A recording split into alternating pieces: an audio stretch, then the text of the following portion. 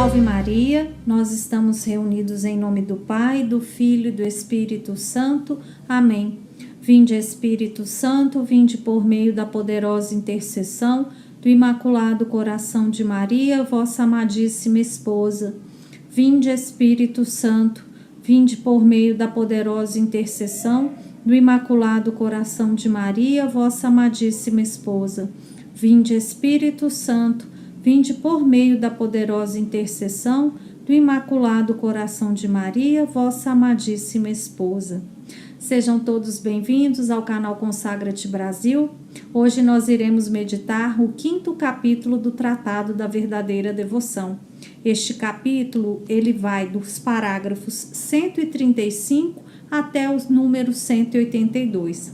E neste capítulo, São Luís então vai nos apresentar os 8 motivos que nos recomendam esta devoção, né? Se nós ainda temos alguma dúvida, se nós ainda precisamos de mais algum argumento que nos convença de que esta devoção é a mais perfeita e a que melhor se enquadra na santidade e que nos aproxima mais facilmente de Jesus, neste capítulo, que é o maior do tratado, São Luís então vai nos apresentar estes 8 motivos pelos quais nós nos devemos consagrar. Então, o primeiro motivo, ele vai nos dizer lá no 35, é que esta devoção nos põe inteiramente ao serviço de Deus. Desde que não se pode conceber sobre a terra emprego mais relevante que o serviço de Deus, se o menor servidor de Deus é mais rico, mais poderoso e mais nobre do que todos os reis e imperadores da terra, que não sejam também servidores de Deus, quais não serão as riquezas, o poder e a dignidade do fiel e perfeito servidor que se tiver devotado ao serviço divino? Assim, será um fiel e amoroso escravo de Jesus e Maria, que pelas mãos de Maria Santíssima se entregar inteiramente ao serviço deste Rei dos Reis. Então, São Luís, neste primeiro motivo, ele vai nos dizer isso, que não existe na terra serviço que seja mais valioso e mais digno do que o serviço empregado ao próprio Deus. Então, que este é o de todos o serviço mais bem-sucedido na terra, que é o serviço que entregamos e devotamos a Deus. E que por meio desta devoção, nós nos colocamos inteiramente a serviço de Deus, porque uma vez que somos escravos, o escravo não tem vontade própria e o escravo só realiza aquilo que é a vontade do seu senhor. O que o seu senhor lhe ordena, o escravo exerce. Ainda neste motivo, São Luís vai nos dizer: nesta devoção que apresento, damos sem reserva a Jesus e Maria tudo aquilo que somos, nossos pensamentos, palavras, ações e sofrimentos, e todos os momentos da nossa vida, de sorte que, despertados ou adormecidos, bebendo ou comendo, nas ações mais importantes como nas mais corriqueiras, pode-se sempre dizer em verdade que o que fazemos, embora nem sequer nos ocorra a ideia, pertencem a Jesus e a Maria. Então, o primeiro motivo aqui é isso, que através desta devoção nós nos colocamos inteiramente a serviço de Deus. E aí então nós vamos para o segundo motivo que São Luís nos apresenta, que está lá no parágrafo 139. Esta devoção nos leva a imitar o exemplo dado por Jesus Cristo e a praticar a humildade. Jesus Cristo, este bom mestre, não desdenhou encerrar-se no seio da Santíssima Virgem como um cativo, um escravo amoroso, e submeter-se a ela, obedecendo-lhe durante 30 anos. E ele deu mais glória a Deus seu Pai durante todo este tempo de submissão à Santíssima Virgem, como não lhe deu empregando os últimos 3 anos de sua vida a fazer prodígios, a pregar por toda parte, a converter os homens. Ó, que grande glória damos a Deus, submetendo-nos a Maria, a exemplo de Jesus. Então, este segundo motivo aqui que São Luís nos apresenta, ele já nos apresentou também lá na introdução, né? Quando ele nos menciona isso, que Jesus Cristo deu mais glória a Deus ao se submeter a Nossa Senhora na encarnação e na sua vida humana, do que todos os milagres que pelo poder divino dele, ele realizou e pode ainda realizar. Então aqui, quando Jesus aceita se encarnar, vestir o véu do homem na sua carne, e ele se coloca como esse escravo de amor no ventre de Nossa Senhora, e durante os 30 anos de sua vida, ele passa submisso a ela enquanto mãe, como um filho terreno, que esta humildade com o qual ele exerceu esta missão é o motivo que mais dá glória a Deus do que todo o poder que ele tem enquanto Deus para realizar milagres, pregar o evangelho, converter os corações. Então, através dessa devoção, nós passamos a imitar Jesus e adquirimos na prática a vivência da virtude da humildade. E aí é o que São Luís ainda vai falar no parágrafo 142, desculpa. É, pois, muito justo que imitemos o procedimento de Deus, a fim de que a graça volte a seu autor pelo mesmo canal por onde veio. Que isso também São Luís já nos disse anteriormente. Se o próprio Deus escolheu Nossa Senhora para vir a esta terra, para que Jesus se encarnasse e viesse a esta terra, não existe meio mais perfeito do que nós possamos nos utilizar para voltarmos até Deus. Então é o que fazemos por meio desta devoção. Oferecemos e consagramos à Santíssima Virgem tudo o que somos e tudo o que possuímos, a fim de que nosso Senhor receba por sua mediação a glória e o reconhecimento que lhe devemos. Reconhecemo-nos indignos e incapazes de por nós mesmos aproximar-nos de sua majestade infinita, e por isso servimos-nos da intercessão da Santíssima Virgem. É, portanto, uma prática de grande humildade, virtude que Deus ama acima de todas as outras virtudes. É a esta humildade que convida esta prática de devoção, pois ensina a nos servirmos sempre da intercessão da Santíssima Virgem, tanto para comparecer diante de Deus, como para lhe falar, aproximar-nos dele, oferecer-lhe qualquer coisa, ou para nos unirmos ou nos consagrarmos a ele. Então aqui repete e reitera aquele outra verdade, que precisamos de um mediador diante do mediador por excelência, que é Jesus Cristo. O simples fato de recorrermos a Nossa Senhora como esta medianeira diante do medianeiro por excelência já é um ato de humildade, e através desse exercício cotidiano de tudo fazermos e de tudo vivermos nesta dependência de Nossa Senhora para a maior honra e glória de Deus, nós estamos na prática exercendo a virtude da humildade, que o São Luís vai nos apresentar aqui neste motivo como sendo a virtude que mais agrada a Deus, a virtude que está acima de todas as outras virtudes. E por que São Luís vai dizer isso? Porque aí a gente volta lá no pecado original.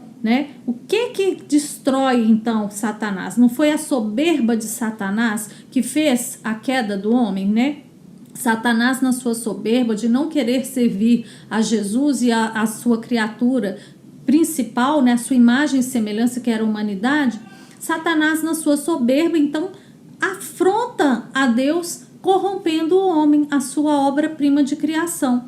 E aí a humildade de Jesus em se encarnar no ventre de Maria, e a humildade de Maria, sendo a mãe do Salvador, se colocar abaixo do pó, se aniquilar, se esconder, isso exalta então e dá maior glória a Deus. Por isso que a virtude da humildade é a virtude que mais esmaga a soberba de Satanás, E é por isso que Nossa Senhora é esta mulher que lhe pisa a cabeça, porque a humildade dela esmaga a soberba de Satanás, porque neste ato de humildade ela destrói então todas as insídias de mal, todas as insídias de perdição.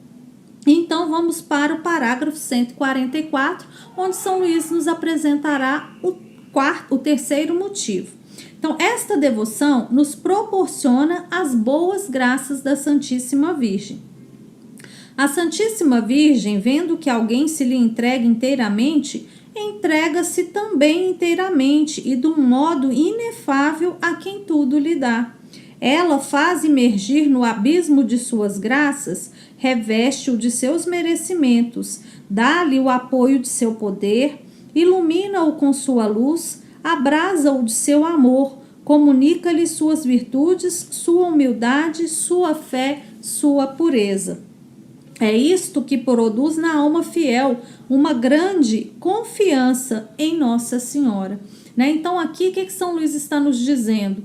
Que quando, a partir deste método de consagração, Nossa Senhora forma na nossa alma as suas próprias virtudes. Né? Lembra lá de novo do Rainha dos Corações, né? Da alma máter, a mãe secreta, a mãe que nutre.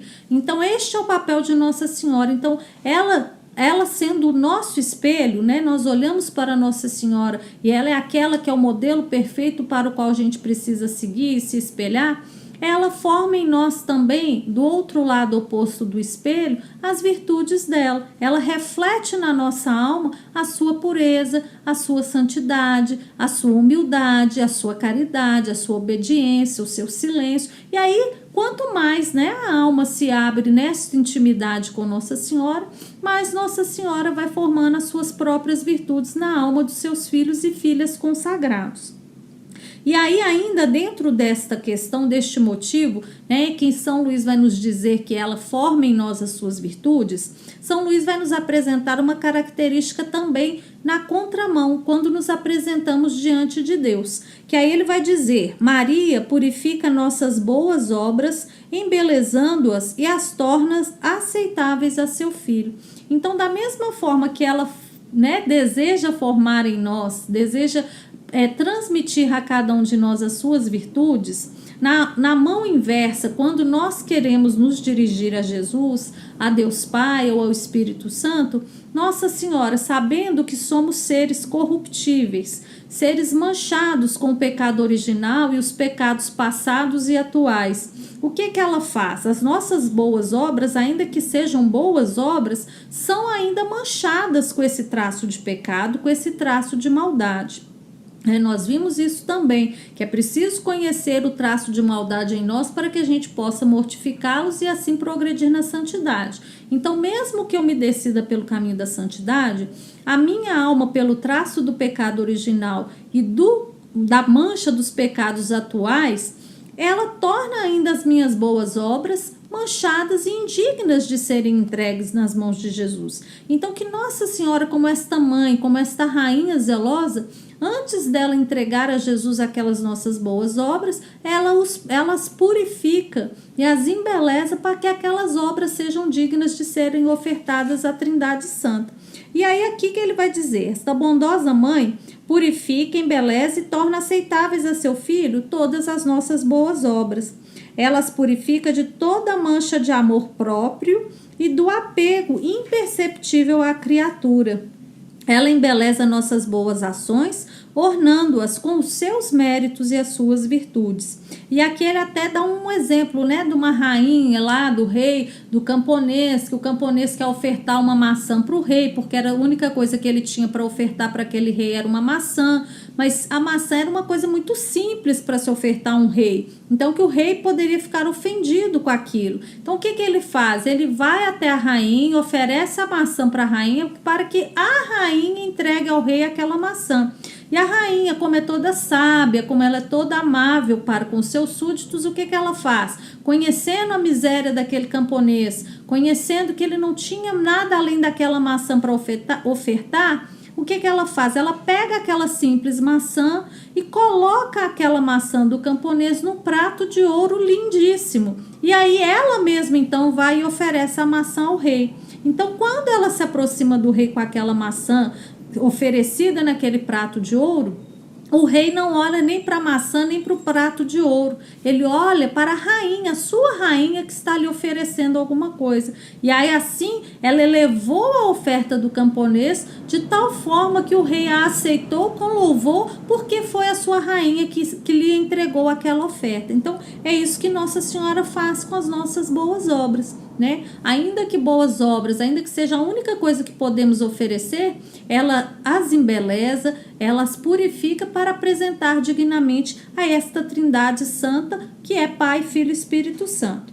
Ainda sobre isso ele vai dizer: ela apresenta essas boas obras a Jesus Cristo, pois nada retém para si do que lhe ofertamos, tudo remete fielmente a Jesus. né? E aqui novamente a gente cai naquela outra premissa da consagração. Jesus Cristo é o fim último da consagração. Nossa Senhora não tem nenhum interesse em reter nas suas mãos nada do que lhe damos, nada do que lhe oferecemos. Ela quer ser apenas esta medianeira, este instrumento do Pai, para que, quanto maior for as boas obras entregues na sua mão, mais almas ela ofereça para Deus, ela consiga resgatar para Deus, né? E ela faz Jesus aceitar essas boas obras, por pequeno e pobre que seja o presente que ofertamos ao Santo dos Santos e ao Rei dos Reis, pelo simples fato de ela os apresentar, né? Então esse é o terceiro motivo aí, então, que Nossa Senhora, ela embeleza e purifica todas as nossas boas ações para poder apresentá-las dignamente à Santíssima Trindade. E aí lá no parágrafo 151, nós vamos para o quarto motivo. Esta devoção é um meio excelente de promover a maior glória de Deus. Esta devoção, fielmente praticada, é um excelente meio para fazer com que o valor de todas as nossas boas obras contribua para a maior glória de Deus. Mas a Santíssima Virgem, a quem conferimos o valor de nossas boas obras, sabe perfeitamente em que consiste a maior glória de Deus, e nada faz que não contribua para este fim, né? E aí eu pergunto aqui para vocês sabem o que é dar a maior glória a Deus? O que é essa expressão, né? Contribua ou promover a maior glória de Deus, né? Que nós, enquanto criatura, a nossa natureza nos obriga a dar glória a Deus, a reconhecê-lo como Criador e somente a Ele prestar adoração. Mas o que consiste verdadeiramente esta expressão, dar maior glória a Deus, né? E Nossa Senhora, que São Luís vai nos dizer, ela sabe exatamente no que consiste isso e o que precisa ser feito para que Deus receba de fato esta glória que lhe é devida, né? E aí a gente vai ver no próprio Jesus, né? A maior glória que podemos dar a Deus é realizar a vontade do Pai. Jesus, o tempo inteiro na sua pregação, ele vai nos dizer isso, né? Eu vim não para fazer a minha vontade, mas para fazer a vontade daquele que me enviou, né? E em várias situações, no Getsemane, quando chega a hora da agonia, né? O que Jesus vai dizer? Pai, se for de tua vontade, afasta de mim este cálice, contudo que não seja feita a minha vontade, mas a sua, porque foi para esta hora que eu vim. Então, dar a maior glória a Deus é realizar a sua vontade. E isso também está ligado lá à questão do pecado original, né? O que é realizar a vontade de Deus? É ele ser obediente, né? Adão lá no paraíso perdeu as graças porque foi desobediente. Ele sabia, Deus havia falado com ele, né? Vocês podem comer de todos os frutos, menos do fruto da árvore da vida, né? Então ele foi desobediente, por esta desobediência ele não cumpriu a vontade do Pai. Então, quando nós somos desobedientes, né, essa é um dos piores traços que a gente pode ter enquanto ser humano, enquanto filho de Deus, é ser desobediente. A desobediência, assim, é aquilo que a gente dá um senhorio para Satanás na desobediência. Todas as vezes que somos desobedientes a qualquer coisa, seja na lei dos homens ou seja nas leis da igreja, isso a gente está demonstrando que a gente está muito longe de Deus, porque dar a maior glória a Deus é fazer a vontade de Deus. Então é isso que a consagração vai nos proporcionar, né? Através deste método, entregando tudo nas mãos de Nossa Senhora, ela que sabe o que é dar maior glória a Deus, porque foi o que ela fez, né? Na anunciação ela se coloca como escrava. Ela fala, eis aqui a escrava do Senhor, faça-se em mim segundo a tua palavra, segundo a vontade de Deus. Então ela dá maior glória a Deus com a sua própria vida, né? Ela aniquila a vontade própria dela, o livre-arbítrio dela, e devolve essa vontade e esse livre-arbítrio para o próprio Deus. Então é o quarto motivo então que São Luís vai nos dizer, que ao realizarmos esta consagração, estaremos na nossa vivência diária da fé, dando maior glória a Deus, porque já não fazemos mais a nossa vontade. Nós nos tornaremos, assim como Maria Santíssima, escravos de amor da Trindade Santa. E aí então vamos para o parágrafo 152, que é o quinto motivo. Esta devoção conduz à união com nosso Senhor. E aí aqui então neste parágrafo, né, que a gente também já inclusive utilizou essa expressão, São Luís vai nos apresentar que esta devoção é um caminho fácil, curto, perfeito e seguro para chegar à união com nosso Senhor Jesus Cristo. Né? E aí é interessante, né? Jesus vai nos dizer no Evangelho: eu sou o caminho, a verdade e a vida, ninguém vai ao Pai senão por mim. Então isso é uma verdade que nós precisamos assumir na nossa vida, ninguém vai ao Pai senão por Jesus. E aí ele apresentando esta devoção, uma vez que precisamos de um medianeiro diante do medianeiro, este caminho, que é Nossa Senhora, que é a devoção, é o caminho mais curto, mais fácil, o mais seguro para chegar ao caminho que é Jesus, né? Porque ele é o caminho, a verdade e a vida. Então, é um caminho fácil por quê? Porque Jesus Cristo abriu quando veio a nós e no qual não há obstáculo que nos impeça de chegar a ele, né? Se o próprio Cristo usou este caminho para chegar até nós, sabemos que é um caminho seguro e um caminho fácil, porque Cristo não escolheria esse caminho se não fosse para o nosso maior bem, para o bem das nossas almas, né? Pelo caminho de Maria, passa-se com muito mais doçura e tranquilidade. Aí se encontram, sem dúvida, rudes combates a travar e dificuldades enormes para vencer, mas com esta boa Mãe Senhora, está sempre tão próximo e presente a seus fiéis servos para alumiá-los em suas trevas, esclarecê-los em suas dúvidas, encorajá-los em seus receios, sustentá-los em seus combates e dificuldades, que em verdade este caminho virginal para chegar a Jesus Cristo é um caminho de rosas e de mel em vista de outros caminhos. E aí é interessante a gente ver que aqui São Luís já nos destaca uma coisa que às vezes a gente não pode confundir. Quando ele diz que é um caminho fácil, ele não está dizendo que não é um caminho que não vai ter batalha. Ele não está dizendo que é um caminho que você não vai ter dificuldade. A gente não pode ter essa inocência de achar que eu vou ser consagrado de Nossa Senhora, então minha vida agora vai ser um mar de rosas. Não. Vocês lembram lá do vídeo introdutório? A consagração, a verdadeira devoção é uma batalha espiritual, né? A gente não pode esquecer disso, né? Se eu era escravo do demônio, eu agora vou ser escravo de amor de Nossa Senhora, né? Não é a mulher que esmaga a cabeça da serpente, o demônio não é a serpente, a Nossa Senhora não é a mulher. Então, a gente sabe que existe essa inimizade, uma única inimizade que foi determinada pelo próprio Deus. Então, não nos iludamos de achar que não teremos dificuldades. Seremos tentados, né? Seremos cada vez mais tentados para pecarmos, para nos perdermos, para, né, sermos assolados de que a consagração não nos mudou. Poderemos vir a ter dificuldades materiais, porque entregaremos tudo a Nossa Senhora, mas não nesse sentido de passar necessidade, né?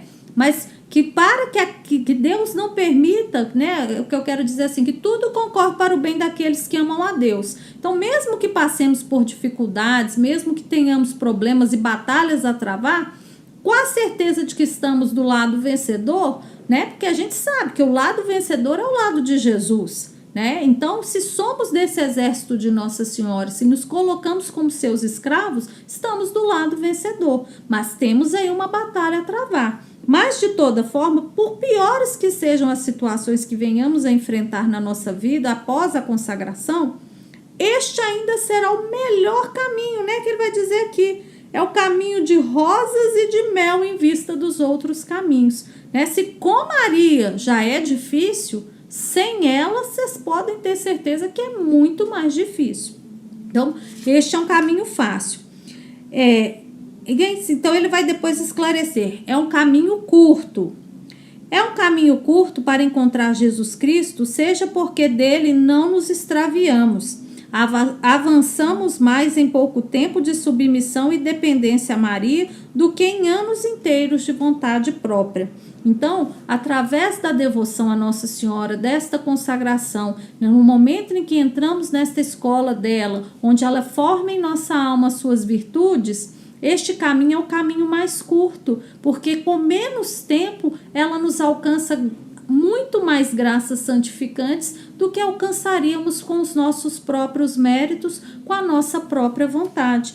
Porque a partir do momento que ela é esta criatura, obra-prima de Deus, que pode se apresentar diante de Deus e é a nossa medianeira, a comunicação espiritual, o avanço espiritual, ele é muito mais rápido do que se eu, como um ser humano corruptível, tentar embrenhar a minha conversão por mim mesma, me apoiando nos meus méritos ou nas minhas satisfações.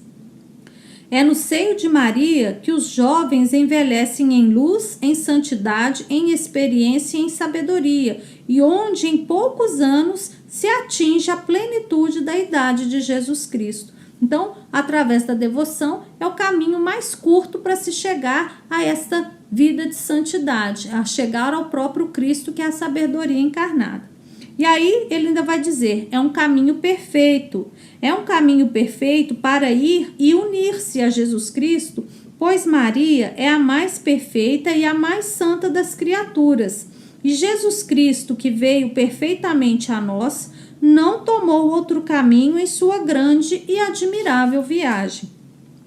O incompreensível deixou-se compreender e conter perfeitamente por Maria, sem nada perder de sua imensidade e divindade. É também pela pequena Maria que devemos deixar-nos conduzir e conter perfeitamente sem a menor reserva. E quando meu amável Jesus vier em sua glória, uma segunda vez à terra, como é certo que isto acontecerá, para aqui reinar, o caminho que ele escolherá novamente será Maria Santíssima, o mesmo pelo qual ele veio com segurança e perfeitamente a primeira vez. A diferença entre a primeira e a última vinda é que a primeira foi secreta e oculta, e a segunda será gloriosa e retumbante. Ambas, porém, são perfeitas, porque, como a primeira, também a segunda será por Maria. Então, isso, mais uma vez, a gente também, São Luís é insistente nessa questão. Deus não revoga os seus decretos. Se ele escolheu Nossa Senhora na encarnação para que o Verbo viesse a esta terra, será por ela que também Jesus virá na sua segunda vinda gloriosa, que também é uma promessa de Deus nos evangelhos. Então, o céu e a terra podem passar, as palavras de Deus não vão passar. E será por Maria Santíssima que ele implantará, então, esta vinda gloriosa, como ele fez da primeira vez.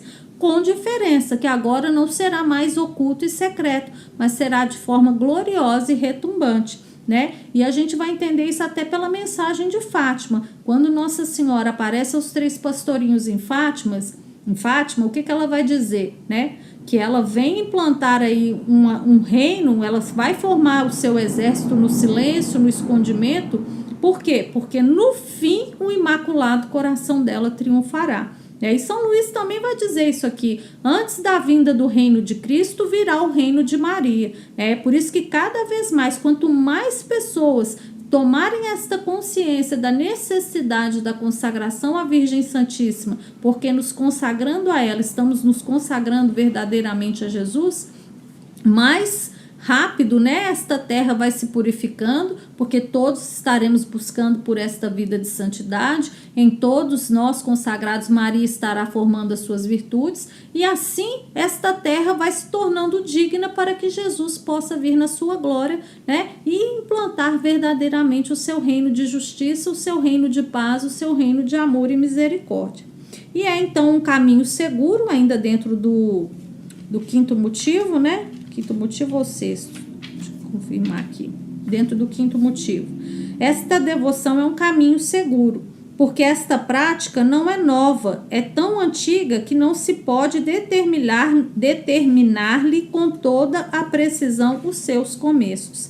Então, por que ele é um caminho seguro? Porque é um caminho que a devoção não prega nada que não seja condizente ao que a igreja prega há 2000 anos. Não há nada nesta devoção que não seja aquilo que já é a fé da igreja, aquilo que é a fé que, enquanto cristãos, enquanto católicos, nós professamos. Então, ela é uma devoção segura, é um caminho seguro, que eu não vou desviar, porque não é um caminho que me induz ao erro, muito pelo contrário, ele me induz às verdades da fé que professamos.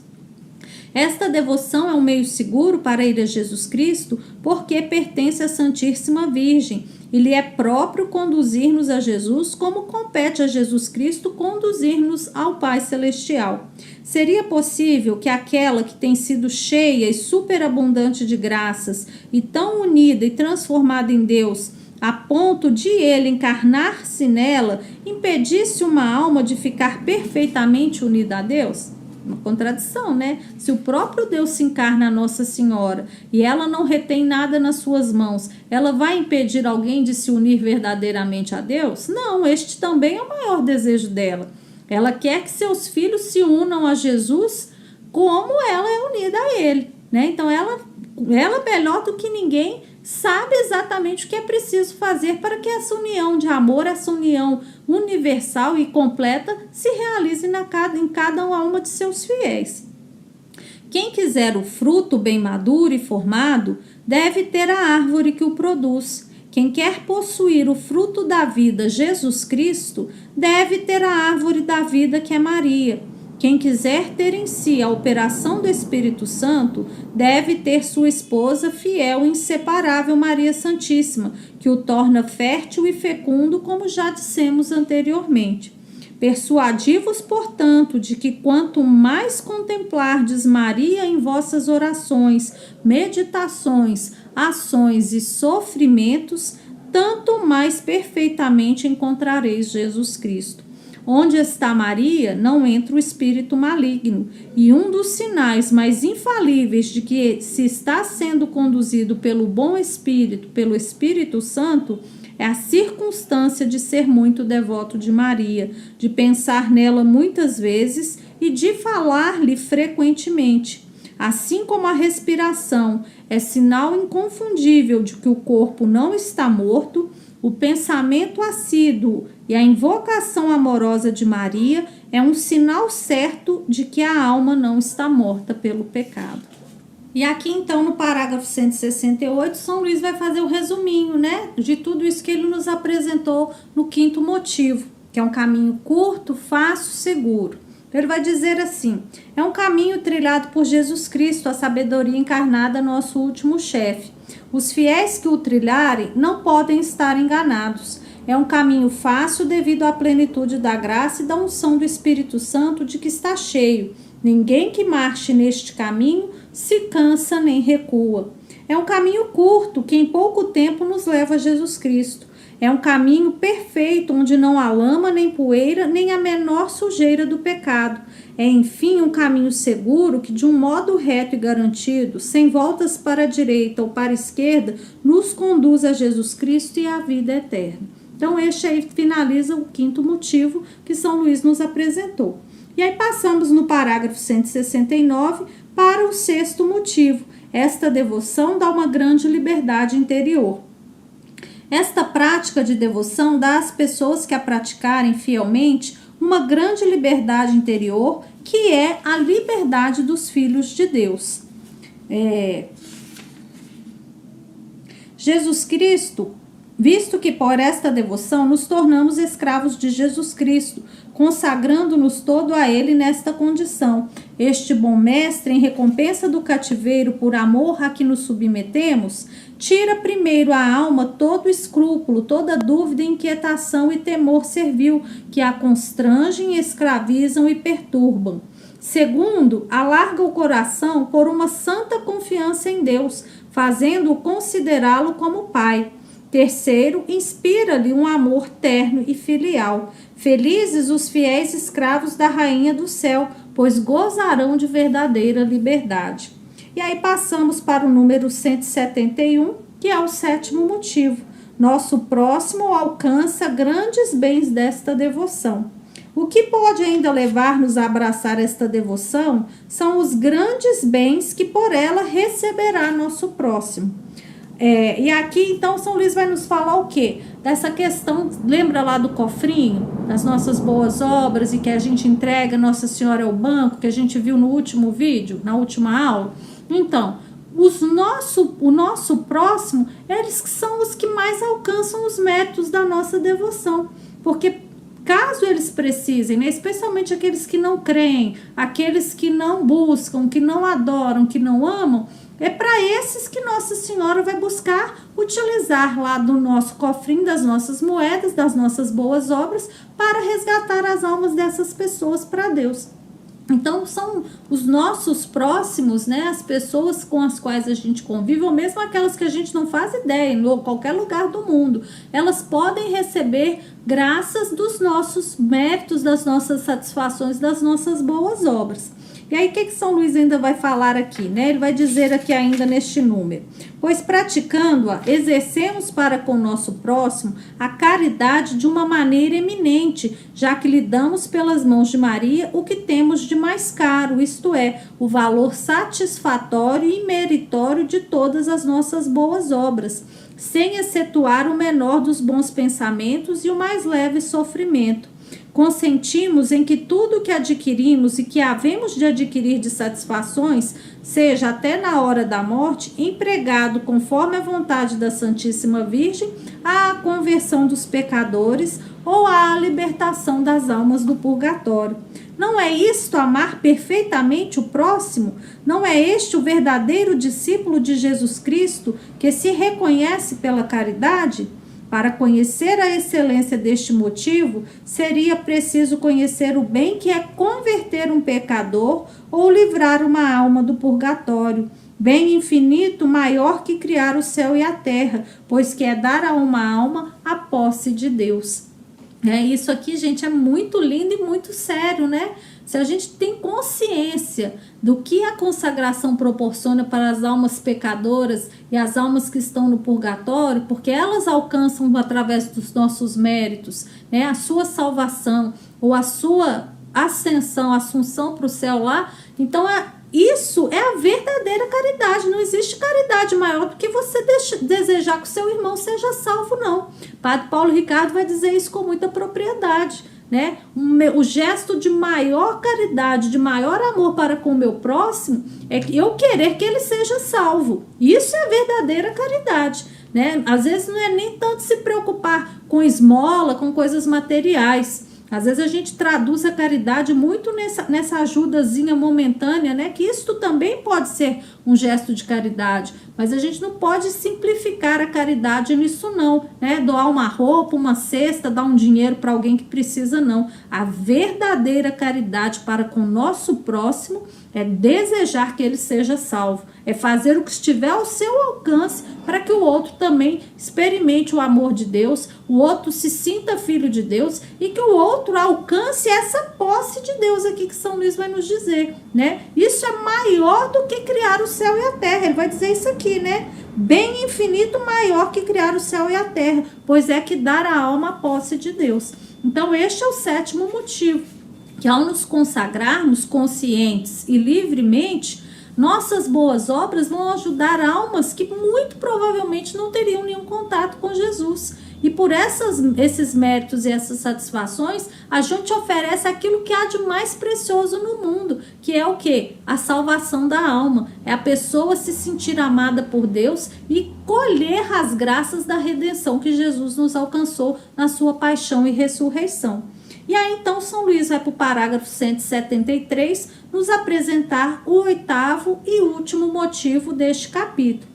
Esta devoção é um meio admirável de perseverança, né? E aí vocês lembram lá também da questão, né, das verdades, que a devoção, as características da verdadeira devoção, que a principal era essa, que ela era o quê? Constante. Então, a gente precisa dessa constância, dessa perseverança na fé. E é isso, então, que São Luís vai nos mostrar aqui, que este é o oitavo motivo. Através desta devoção, nós adquirimos a perseverança na graça e na conversão e na santificação. Então, finalmente, o motivo mais poderoso, que de certo modo nos induz a esta devoção, é constituir um meio admirável para perseverar na virtude e ser fiel a Deus, né? Enquanto Maria vos sustenta, não caís. Enquanto vos protege, não temeis. Enquanto vos conduz, não vos fatigais. E sendo-vos propícia, chegareis ao porto seguro da salvação. A Santíssima Virgem é a Virgem fiel que, por sua fidelidade a Deus, repara as perdas que Eva infiel causou por sua infidelidade e que obtém de Deus a fidelidade e a perseverança para aqueles que a ela se apegam. Então esta é a principal graça que Nossa Senhora nos alcança enquanto seus devotos consagrados, né? Ela nos alcança esta graça da fidelidade e da perseverança a Deus. Isso é muito importante na nossa caminhada de cristão, né? A gente seguir sempre por esse caminho que não vai ter nenhum atalho, que não vai ter nada que nos leve para longe daquele caminho verdadeiro, né? O caminho de Nossa Senhora é um caminho seguro, porque ela forma na nossa alma essas duas virtudes importantíssimas, da fidelidade e da perseverança, da constância. E aí, então, ele vai terminar o capítulo no parágrafo 182, mas antes disso, aqui no 177, ele vai dizer assim: pobres filhos de Maria, extrema é vossa fraqueza, grande vossa inconstância e viciado vosso íntimo. Por isso nós precisamos da ajuda desta mãe tão terna, que nos conhece, que sabe as nossas fraquezas, ela sabe por onde os demônios nos tentam e por onde muito facilmente a gente acaba sucumbindo no pecado. E através das suas virtudes, ela nos sustenta e nos conduz por esse caminho de segurança. E aqui então, São Luís, no parágrafo 179, vai nos dizer: quão feliz é o homem que tudo deu a Maria e que nela confia em tudo e por tudo. Ele é todo de Maria e Maria é todo dele. Pode-se dizer afoitamente como Davi: ou Maria foi feita para mim, ou como discípulo amado, eu a tomei como toda a minha riqueza, ou com o próprio Jesus Cristo, todas as minhas coisas são tuas e as tuas são minhas. E aí, então, São Luís vai terminar este capítulo no parágrafo 182, fazendo uma bela oração de São João Damasceno. Tendo confiança em vós, ó Mãe de Deus, sereis salvo. Tendo vossa proteção, não temerei. Com vosso auxílio, combaterei os meus inimigos e os porei em fuga, pois vossa devoção é uma arma de salvação que Deus dá a quem quer salvar. Então, ele termina esse capítulo relatando aí os 8 motivos, né, porque esta devoção deve ser abraçada e porque ela é tão importante para que nós realmente decidamos e a escolhamos com tanta certeza na nossa vida, né? Então, que assim como São João Damasceno, a gente possa ter essa confiança em Nossa Senhora, que com ela, nela, por ela e para ela, o nosso caminho de santificação é um caminho curto, fácil, seguro para se chegar mais rapidamente a Jesus Cristo, né? Então nós vamos encerrar esse momento fazendo a nossa oração da Salve a Rainha. Agradecemos vocês aí pela presença no canal. Sigamos em frente com a leitura, com a meditação do tratado, né? Isso é um momento de graça para cada um de nós, como diz São João Damasceno, né? Isso é uma graça que Deus concede, a devoção é uma graça que Deus concede àqueles que Ele quer salvar. Então, sintamo-nos agraciados de fato com esta misericórdia de Deus para conosco, porque isto é um sinal de que Ele nos ama, que Ele nos quer para si verdadeiramente. Amém? Então, deixem aí nos comentários as suas dúvidas, mandem aí o que vocês quiserem partilhar conosco. Nós estamos aqui, permanecemos à disposição de vocês. E na próxima segunda-feira, então, meditaremos o capítulo 6º, né? Então, vamos finalizar esse momento com a nossa Salve a Rainha. Salve a Rainha, Mãe de Misericórdia, vida, doçura e esperança, nossa salve. A vós bradamos os degredados filhos de Eva, a vós suspirando, gemendo e chorando neste vale de lágrimas, eia, pois, advogada nossa, estes vossos olhos misericordiosos a nós vos volvei, e depois deste desterro, mostrai-nos a Jesus, o bendito fruto do vosso ventre. Ó clemente, ó piedosa, ó doce sempre Virgem Maria, rogai por nós, Santa Mãe de Deus, para que sejamos dignos das promessas de Cristo.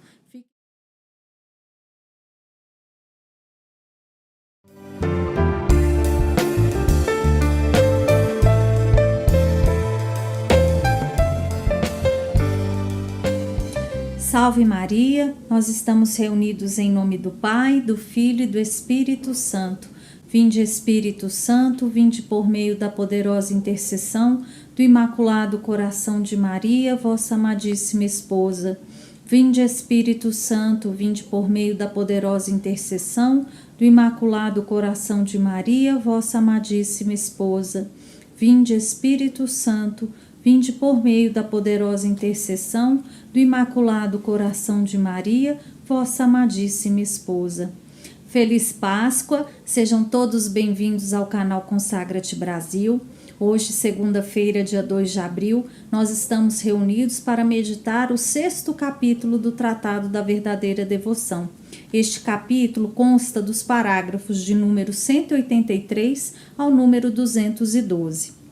E neste capítulo, São Luís vai nos apresentar as figuras bíblicas de Rebeca e Jacó como pré-figuras de Maria e de Jesus. E no segundo artigo ele vai nos apresentar os 5 bens, os 5 deveres que Nossa Senhora passa a ter com os seus servos consagrados. Então, aqui no primeiro artigo, ele vai nos apresentar, então, estas figuras bíblicas de Rebeca e de Jacó. E aí a gente precisa voltar um pouquinho no Antigo Testamento e lembrar da história, né, de Esaú, Jacó, os filhos de Isaac e de Rebeca. E que eram gêmeos, e Esaú Esaú era o primogênito, e ele acaba vendendo o seu direito de primogenitura para o seu irmão Jacó, por um prato de lentilhas, né? E Esaú, ele era o preferido de Isaac. Já Jacó era o preferido de sua mãe Rebeca. E aqui então São Luís, nesses primeiros parágrafos, vai nos relatar novamente essa história de Rebeca e Jacó, enquanto ele, o seu predileto, o seu filho predileto. E aí vai nos lembrar daquela situação onde Rebeca induz Jacó se passar por Esaú, visto que Isaac já estava para falecer, né, e ele queria abençoar o seu primogênito antes de sua morte. E aí Rebeca, percebendo o que estava para acontecer, ela então ordena a Jacó que vá buscar 2 cabritos para preparar para o pai da maneira que ela sabia que o marido gostava, enquanto Esaú, que era o primogênito, que saíra para uma caça, vai ainda caçar o que ele prepararia. Então, nesse meio tempo, Rebeca prepara lá o prato preferido de Isaac e veste Jacó como se fosse Esaú. E então Jacó dá a bênção de primogenitura para o caçula. E assim ele, de certa forma, torna então Jacó esse pai do novo povo, né? Porque Jacó depois vai se transformar em Israel, e de Israel que então surgem as 12 tribos, das quais descende Jesus posteriormente, né? Da tribo de Judá, descendente direto de Davi. Então, aqui nesse artigo primeiro, ele vai apresentar basicamente isso, a história de Jacó, né? E lembrando desta situação onde Jacó se passa por uma ordem da mãe, pelas instruções que ele recebeu da mãe, ele se passa pelo irmão Esaú e recebe no lugar do Esaú as bênçãos do pai, enquanto Esaú recebe, na verdade, as maldições, vamos dizer assim, né? Jacó recebe tanto as bênçãos materiais quanto as bênçãos espirituais.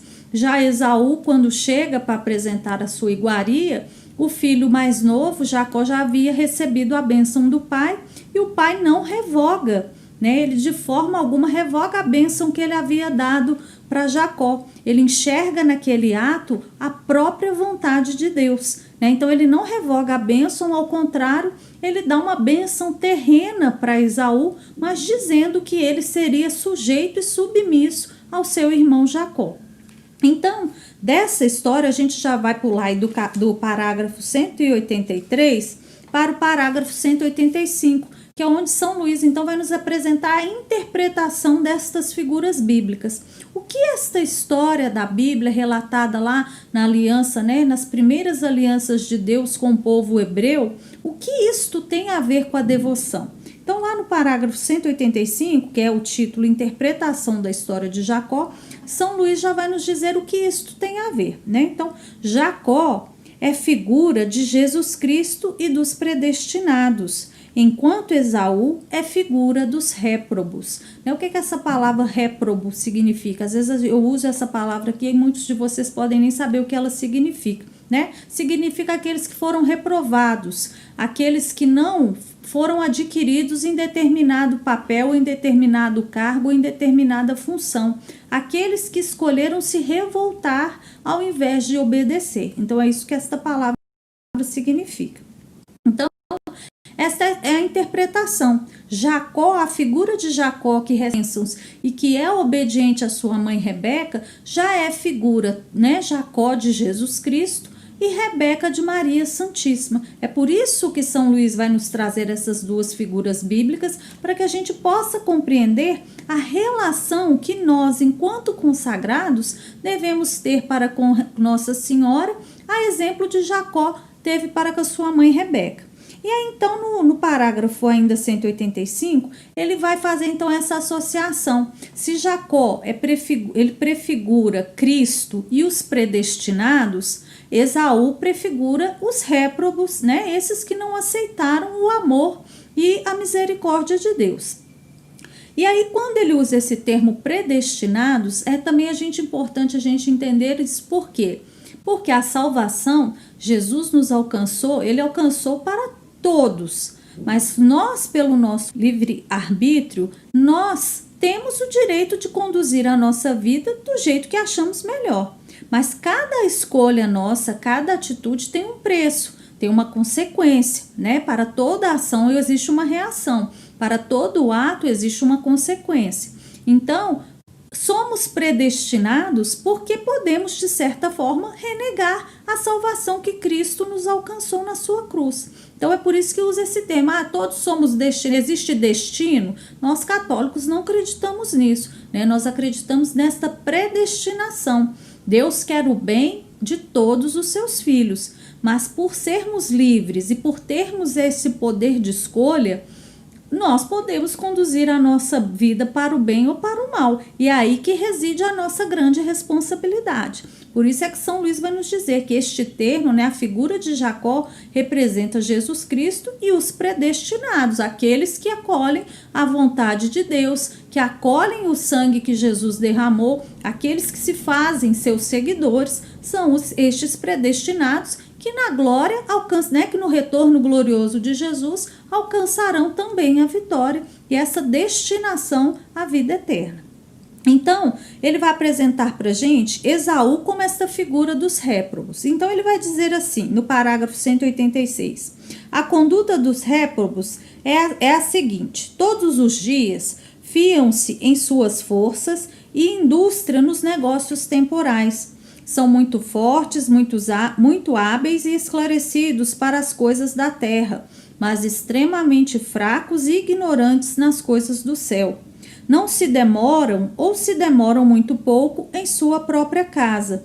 Os réprobos não amam o retiro, nem a espiritualidade, nem a devoção interior. Lhes é difícil fazer silêncio, lhes é difícil buscar este conhecimento interior que muito nos é necessário para progredirmos na fé. No número 188, os réprobos não se preocupam de modo algum com a devoção à Santíssima Virgem, a mãe dos predestinados. Esses réprobos vendem seu direito de primogenitura, isto é, os gozos do paraíso por um prato de lentilhas, os prazeres da terra. Riem, bebem, comem, divertem-se, jogam, dançam, sem a mínima preocupação como Esaú, de sorte que se tornarem dignos da bênção do seu Pai Celeste. Vendendo por um instante de prazer, por uma vã fumaça de honra, perdem a graça batismal, sua veste de inocência, sua celestial herança. Os réprobos, finalmente, em segredo ou às claras, odeiam e perseguem diariamente os predestinados. Então, aqui São Luís nos apresentam como a gente pode perceber uma pessoa que não tem essa vontade de ser um predestinado, né? Aquela pessoa que não busca ter um momento de oração, uma vida de crescimento interior, né? Que retire em si mesmo, que olhe para dentro, que se silencie, Aquela pessoa que só pensa nas coisas materiais, né? O que eu posso fazer para ganhar mais dinheiro? Eu tenho que ser bem sucedido, eu tenho que ter X carros, eu tenho que fazer X viagens, tenho que ter uma casa, não está satisfeito. Preocupa-se muito com as coisas materiais e os bens materiais e acham que só isso é necessário para serem felizes. Ou, como ele diz aqui, né, vendem o seu direito de primogenitura. Que direito é esse, né? O gozo do paraíso. Gente, essa palavra gozo significa alegria, né? Não existe, como nós falamos no nosso último vídeo, né? O maior amor que podemos ter para com alguém é desejar que esse alguém se salve, né? E vocês imaginem isso, essa alegria de estar no paraíso, de estar junto a Deus. Não tem nada no mundo que supere essa alegria. Esta é a verdadeira felicidade. E por que a gente troca isso? Vai dizer aqui São Luís, né? Pelos prazeres desta terra. A gente ri, a gente bebe, come, diverte, joga, dança, sem a mínima preocupação de nos tornarmos dignos da bênção de Deus. Então isso é sério, né? As nossas condutas também nos dizem se somos Esaú ou se somos Jacó, né? Somos esses réprobos ou somos os predestinados aos quais a graça, né, quer cada vez mais se derramar? Então precisamos na nossa caminhada sempre estar atentos a isso. As minhas ações dizem o quê? Porque não adianta eu professar com a boca que eu sou um predestinado, que eu sou um devoto da Virgem Santíssima, que eu amo Jesus, se as minhas ações na verdade dizem o contrário, né? Como eu posso dizer que gosto de Deus se me é caro, se me custa rezar, né? Se eu não encontro prazer em conversar com Ele, porque a oração é isto, é um diálogo com o próprio Deus, né? É aquele momento em que nós falamos, depois precisamos silenciar para ouvir a voz de Deus, né? E muitas vezes a gente fala, é chato, é cansativo, né? Eu não consigo concentrar, mas para as coisas do mundo a gente consegue. A gente se falar assim, a missa durou 1h10, 1h20, as pessoas já, às vezes já reclamam, demorou demais. Mas se for para um jogo de futebol, ficar 5 horas num estádio, a gente não cansa, né? Se for para uma roda de samba, virar a madrugada, a gente não cansa. Se a gente convida às vezes para fazer uma vigília de adoração ou participar de uma procissão, as pessoas falam, é perigoso, é de madrugada, pode ter assaltante. Mas se for para uma festa que vai virar madrugada, você sai 5 horas da manhã da festa, a gente sai, a gente acha bonito, a gente se produz, a gente investe às vezes dinheiro, compra roupa, vai no cabeleireiro, né? A gente gasta, às vezes aquilo que a gente nem tem para se divertir, para se consumir nesses prazeres mundanos e nem nos preocupamos em perder a bênção de Deus. Então, esta nossa atitude precisa ser muito bem analisada diariamente, porque a conversão é diária, como já falamos anteriormente. E então, no parágrafo 191, São Luís então vai nos apresentar agora, do lado oposto de Esaú, a figura de Jacó, representando então os predestinados. Jacó permanecia em casa o mais possível para ganhar as graças de sua mãe Rebeca, né? Então, lembrando que aqui a figura de Rebeca já é essa prefiguração de Nossa Senhora. Se ele saía de casa, não o fazia por vontade própria, nem por confiança em sua própria habilidade, mas para obedecer sua mãe. Amava e honrava sua mãe, por isso ficava em casa junto dela. Em todas as coisas, ele era submisso à sua mãe. Obedecia-lhe inteiramente em tudo, com obediência pronta, sem tardanças e amorosa, sem queixas. Ele depositava uma confiança sem limites em sua querida mãe. Chamava por ela em todas as suas necessidades e consultava-a em todas as suas dúvidas. Ele imitava, enfim, na medida de sua capacidade, as virtudes que via em sua mãe. E aí, então, aqui no parágrafo 197, São Luís já vai começar a destacar essa importância da gente analisar, olhar para a figura de Jacó e ver que ali Jacó já representava a figura de Jesus, né? Jacó era esse que obedecia a sua mãe, lhe era submisso, né? Vocês lembram lá que nós vimos tanto na introdução quanto no capítulo passado, né, essa importância da humildade, de se submeter em tudo a Nossa Senhora, e que Jesus Cristo deu maior glória a Deus por se submeter a Nossa Senhora durante 30 anos. Então, esta nossa submissão é algo muito necessário para que verdadeiramente vivamos esta relação de filhos, servos e escravos de Maria. E aí ele vai falar então no número 197, que a Virgem Santíssima, ela alcança para os seus filhos as graças, né, que nós por nós mesmos jamais alcançaríamos, né? Então Jesus não quer para amigos e discípulos senão aqueles que estiverem mortos a si mesmos. É necessário então que nós nos mortifiquemos, principalmente no nosso amor próprio. A gente se apega muito achando que a gente tem muito valor neste mundo, que a gente tem muitos direitos, e a gente se esquece desta dependência de Deus, né? É preciso que deixemos Deus ser Deus nas nossas vidas, né? No momento em que em tudo lhe submetemos pelas mãos de Maria, reconhecemos esse senhorio de Deus na nossa vida e reconhecemos que somos apenas criaturas e que sem o dom precioso de Deus não somos nada, não passamos do pó.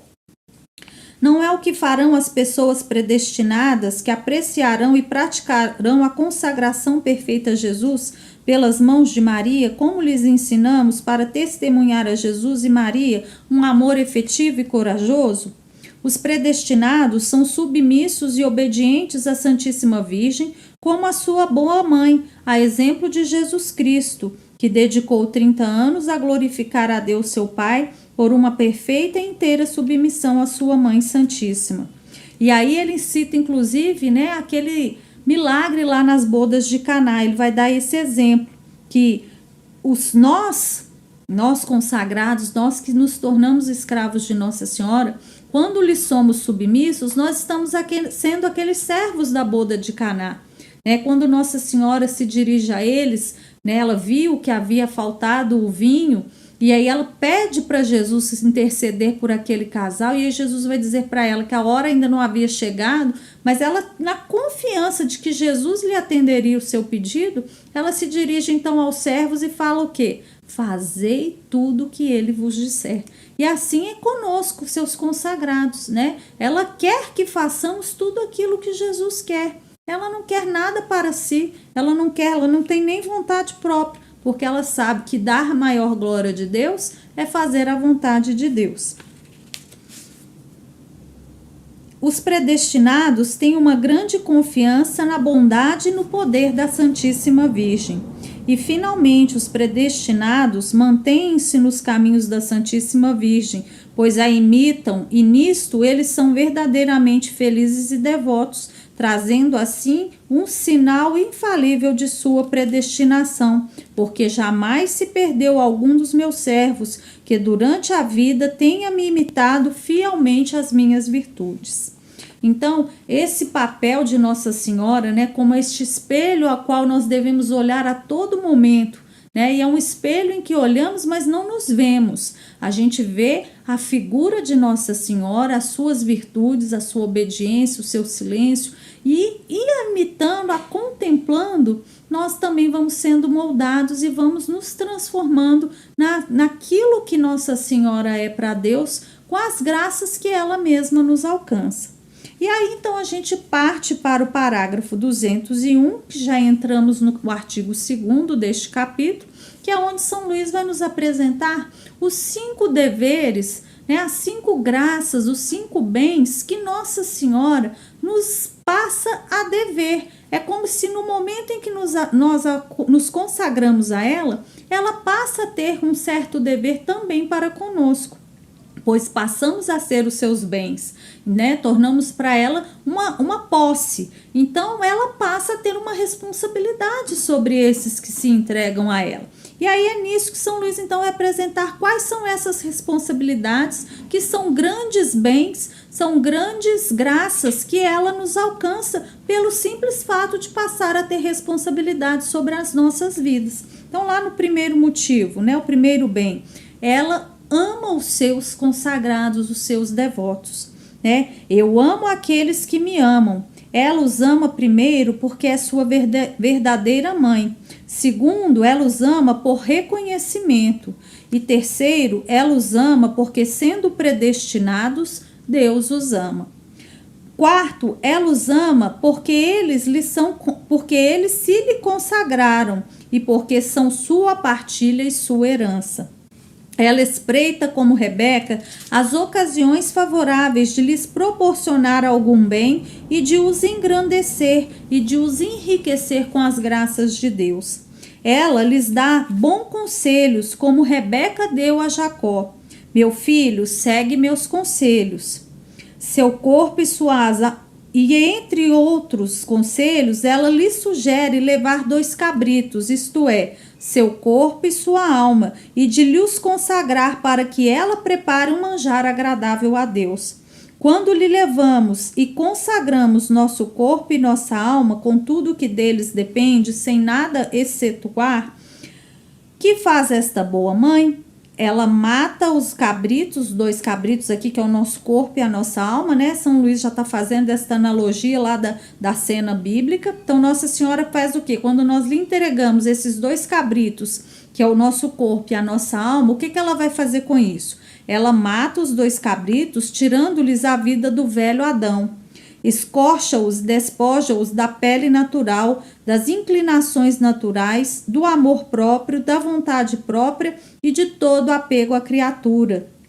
Purifica-os de toda mancha, sujeira e pecado e prepara-os ao gosto de Deus e para sua maior glória. Então, é exatamente essa imagem, né, que a gente vê na cena bíblica. Nossa Senhora pega o nosso corpo e a nossa alma, né? Ela sabe ali o que ela precisa fazer, então ela purifica, ela prepara do jeito que Deus vai agradar, e aí então ela nos apresenta a Deus, porque ela passa a ter uma responsabilidade, uma vez que, né, sendo esses predestinados à salvação, Deus nos ama e ela consequentemente também nos ama. Ela nos cobre com as vestes limpas, novas, preciosas e perfumadas de Esaú, o primogênito, isto é, de Jesus Cristo, seu filho. Daquelas vestes que ela conserva em sua casa ou por outra em seu poder, pois ela é a tesoureira, a dispensadora universal dos méritos e das virtudes de seu Filho Jesus Cristo, dons que ela dispensa e comunica a quem quer, quando quer, como quer e enquanto quer, como já vimos anteriormente. Ela reveste os predestinados dos méritos e do valor de suas próprias ações, para que eles tenham força para carregar o jugo do Senhor, que se carrega ao pescoço. Ela põe um novo perfume e uma nova graça nestas vestes e ornamentos. Ela concede-lhes, enfim, a bênção do Pai Celestial. E neles, reconhecendo os méritos e o bom odor de seu Filho Jesus e de sua mãe Maria Santíssima, dá-lhe sua dupla bênção. Bênção do orvalho do céu, isto é, da graça divina que é a semente da glória. E bênção espiritual em Jesus Cristo, fertilidade da terra. Em outras palavras, que este bom Pai lhes dá seu pão cotidiano e uma abundância suficiente de bens deste mundo. Ela fala os senhores de seus outros irmãos, os réprobos, embora esta primazia nem sempre transpareça neste mundo, que passa num instante no qual dominam muitas vezes os reprovados. Esta primazia é, no entanto, verdadeira e será manifestada por toda a eternidade no outro mundo, onde os justos dominarão e comandarão as nações. Então, Nossa Senhora nos ama e ela faz conosco aquilo que Rebeca fez com Jacó. Então, ela prepara, ela ordena, ela vai instruindo, e aí ela ajuda no que for necessário para que aquele filho se apresente diante do Pai e receba do Pai a bênção celestial. A bênção tanto espiritual quanto material. E é interessante que aqui ela nos mostra que mesmo que materialmente nesta vida terrena os predestinados possam parecer fracassados, que eles têm menos sucesso às vezes nos seus trabalhos, nos seus negócios, eles sejam menos astuciosos para as coisas terrenas e que esta primazia não transpareça na vida carnal, que na vida eterna é fato, né? Ela é uma primazia verdadeira e será manifesta por toda a eternidade, porque Deus é justo, né? Deus coloca, depois que ele dá a sua bênção, ele não retira mais. E aí vamos para o parágrafo 208, nesse segundo bem que Nossa Senhora passa a ter para conosco, né? Ela nos mantém. O segundo dever de caridade que a Santíssima Virgem exerce para com seus fiéis servos é provê-los de tudo para o corpo e para a alma. Então ela nos veste com esta dupla, né, com duplas vestes, tanto para o nosso corpo, ela cuida tanto das nossas necessidades materiais, né, o nosso sustento, e aqui é interessante a gente entender, quando a gente fala que Nossa Senhora vai cuidar do nosso sustento, né, é uma coisa que Padre Jonas também fala muito nas suas pregações, é o ter o que comer e ter o que vestir, é aquela dignidade básica. Significa que você vai ganhar muito dinheiro, que você vai ter muitos carros, que você vai ter muito sucesso. Não é esse bem material no conceito que o mundo nos oferece, né? É o ter, o comer e ter o vestir. E isso é o bem primaz que Nossa Senhora alcança materialmente. E também para a alma, os bens necessários, as graças necessárias para que nós não nos percamos, né? E nos mantamos firmes, sigamos perseverantes com uma certa constância na nossa caminhada de conversão. Aí no parágrafo 209, então, Nossa Senhora vai nos apresentar esse terceiro dever, esse terceiro bem que ela nos alcança. Ela nos conduz por todos os caminhos. O terceiro bem que a Santíssima Virgem faz a seus fiéis servos é conduzi-los e dirigi-los conforme a vontade de seu Filho.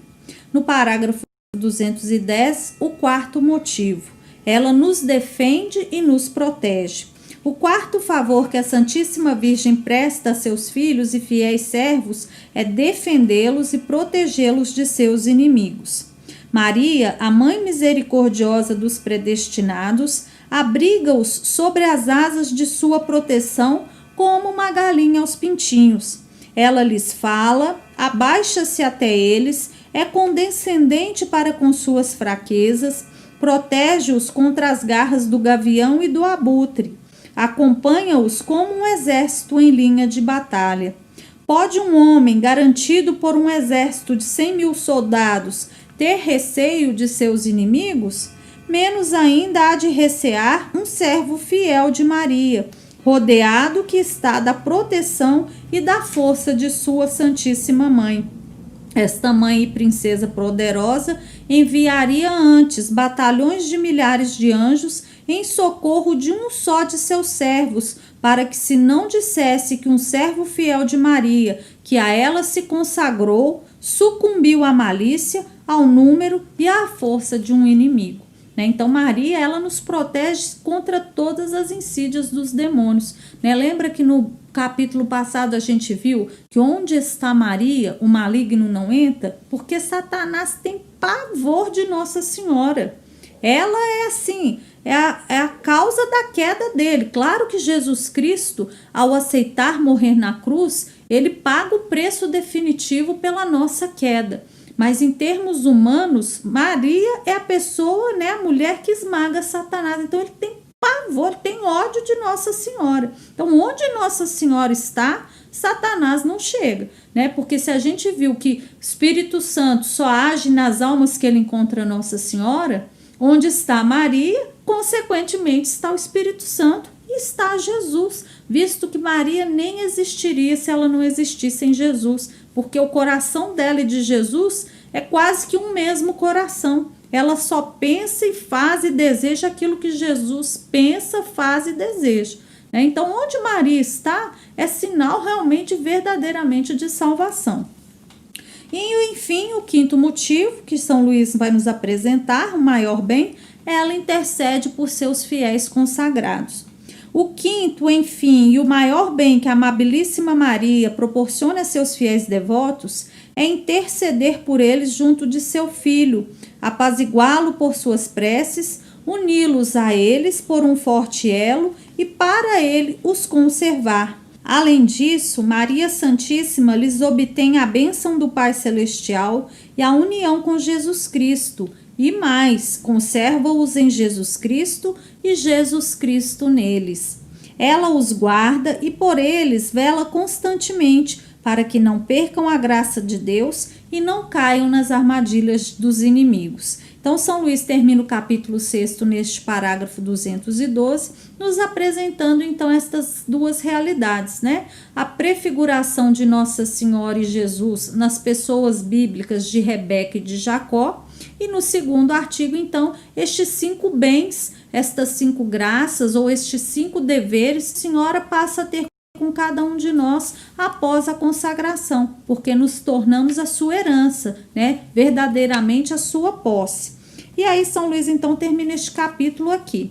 Na próxima quinta-feira nós meditaremos o capítulo 7, né? Leiam ele até lá, por favor. Nós continuamos aqui à disposição de vocês, né? Deem um like aí no vídeo, se inscrevam no canal, compartilhem com quem vocês sabem que querem se consagrar, né? Vamos levar para outras pessoas este conhecimento, né? Esta devoção que está nos sendo apresentada e que pode salvar muitas almas, né? Que pode mudar a vida de muitas pessoas.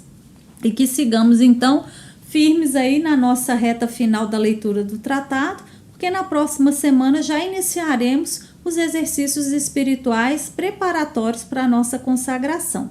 Nós vamos terminar este momento agradecendo a Nossa Senhora, né, por toda a sua dádiva, por toda a sua condução na nossa formação, e que ela continue a alcançar para nós as graças que nos são necessárias para bem vivermos este momento e para que cheguemos, né, ao nosso objetivo da consagração. Que ela desde já não permita que nenhum demônio, que nenhuma insídia de Satanás nos atinja querendo fazer, né, com que nós desistamos da consagração ou que nos desanimemos, mas que sigamos aí perseverantes. Amém?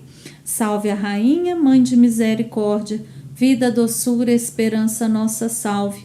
A vós bradamos, degredados filhos de Eva, a vós suspirando, gemendo e chorando neste vale de lágrimas. Eia, pois, advogada nossa, estes vossos olhos misericordiosos a nós vos volvei, e depois deste desterro, mostrai-nos a Jesus, o bendito fruto do vosso ventre. Ó clemente, ó piedosa, ó doce e sempre Virgem Maria, rogai por nós, Santa Mãe de Deus, para que sejamos dignos das promessas de Cristo. Amém.